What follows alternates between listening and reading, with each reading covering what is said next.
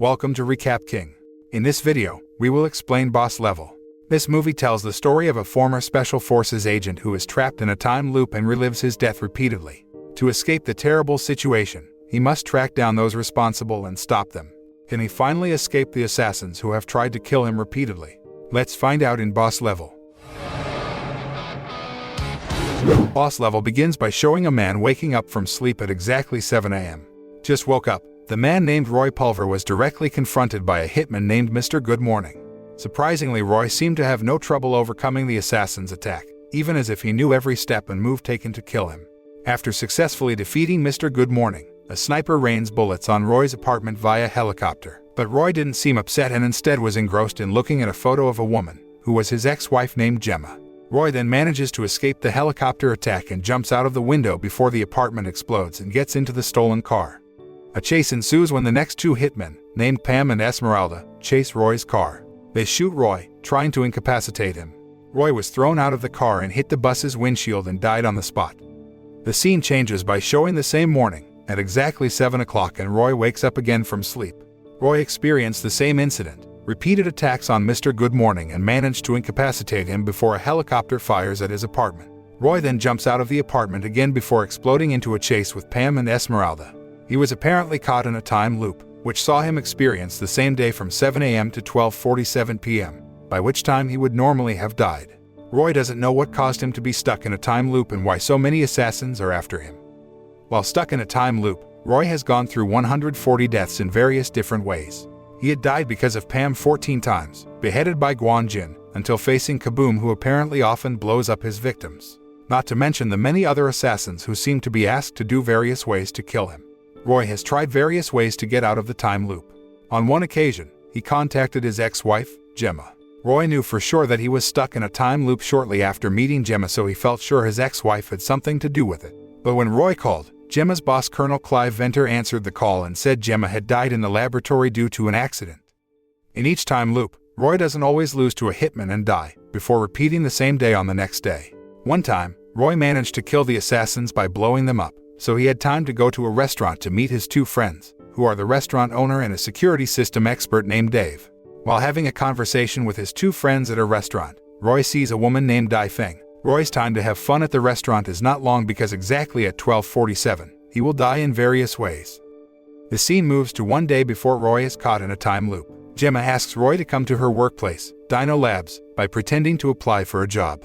Once they met, Roy and Gemma argued because their son only knew Roy as a family friend, not a father. On the other hand, Venter sees Roy near the highly classified project Gemma is working on and kicks him out of Dino Labs. Before Roy left, Gemma managed to get a body measurement and a hair sample taken secretly without Venter's knowledge. She then briefly hugged Roy before being pulled out by Brett, to the security of Dino Labs, and whispered the word Osiris. Venter summoned Gemma to his office and pressured her to immediately complete a highly classified project called Spindle Osiris, which she was currently working on. Gemma promised Spindle Osiris would be finished in 1 to 2 weeks, but Venter didn't believe it and instead suspected Gemma to have leaked the secret project to Roy. It was this suspicion that made Venter pay many assassins to kill Roy. The scene changes that night when Roy is dating a beautiful woman named Alice who is a dentist. While being engrossed in the making out with Alice, Roy gets a call from Gemma asking for his help. Gemma said she couldn't explain her situation over the phone, but her voice sounded so frightened. Unfortunately, Venter had tapped Gemma's phone and immediately hung up before she could tell Roy what help she wanted from him. Gemma notices her phone being tapped by Venter and is seen rushing to put Roy's hair sample into the tube. At the bar, Roy is surprised that the call from Gemma suddenly goes off but does not try to find his ex-wife. On the other hand, Roy returns home and makes love to Alice. The next morning is the start where Roy is stuck in a time loop. The scene then back to the restaurant. While dealing with Dai Feng, who is preparing to kill him, Roy is reminded of Gemma's birthday gift, Iset and Osiris's book. The next day, Roy tries to read the book while trying to survive the attacks of the assassins. While stuck in the 142nd time loop, he tries another way to survive by going as far as possible to places he has never been.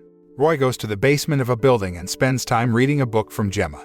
The Book of Iset and Osiris is about an Egyptian god who can avoid death and prevent the apocalypse. That's when Roy met a little boy named Joe who apparently was his son with Gemma. Joe didn't know Gemma was dead yet, and Roy approached him to talk and then came out of the basement to eat. Outside the building, Roy saw that it was 12:50, which he lived 3 minutes longer than usual. He realizes that the assassins knew his location because of a tracking device implanted in his body. But because he was previously in the basement of the building, the tracking device lost its signal. But by that time, Roy was already outside the building, and one by one, the assassins came to try to kill him. Roy tries to protect Joe and sacrifices himself to die. Before he actually died, Roy had told Joe that he was his father. In the next time loop, Roy meets Dave at the restaurant to ask about the tracking device. Dave explains that the teeth are the ideal place, making Roy realize that Alice had a tracking device fixed on his teeth before they dated. Roy immediately ran to the bathroom to try to pull out his teeth. Just as he managed to pull out the tracking device in his teeth, a hitman came and killed him. After dying, Roy wakes up again at 7 a.m. and enters the 144th time loop. This time Roy rushes to meet Alice and manages to reveal that the culprit behind the assassin's assassination attempt is Venter. Roy then discovers that Venter is Gemma's killer. This revelation leaves Roy with a new goal, which is to avenge Gemma and kill Venter. Roy lures the assassins with his tracking device and kills them all one by one. After that he came to Dano Lab, but before he could enter, Brett had appeared and shot him in the head. Death was not an obstacle for Roy.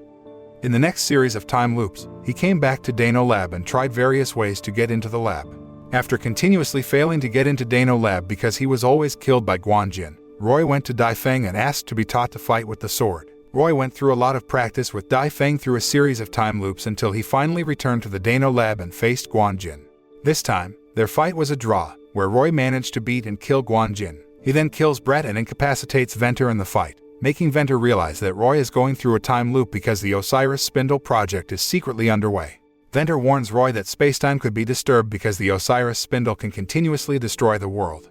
Before he was actually killed, Venter said that the targets of the assassins were not only Roy but also Joe. After killing Venter, Roy immediately went to find Joe, but it was too late. Joe was already dead. Right at that moment there was a big explosion because the Osiris Spindle interfered with space and time, which caused the world to end. Joe's death depressed Roy, so he let Mr. Good Morning continuously kills him until the 215th time loop. In the 216th time loop, Roy seemed to get a new spirit and decided to spend time with Joe. In the time loop at that time where he was still alive, Roy once again beat Mr. Good Morning, then rushed to the basement of the building to meet Joe. They spent time together before the explosion occurred and the world experienced an apocalypse. In the next time loop, Roy repeated the day again with Joe the next day.